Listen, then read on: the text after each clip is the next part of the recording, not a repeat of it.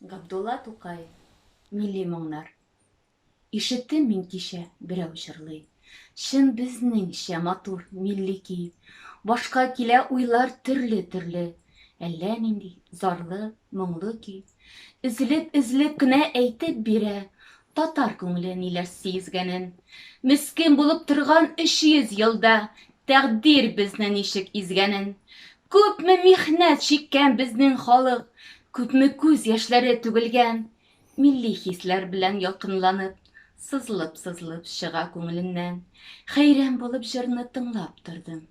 Ташлап бүтән дөнья уйларын, күз алдымда күргән төсле булдым Болгар һәм Агыйдел буйларын.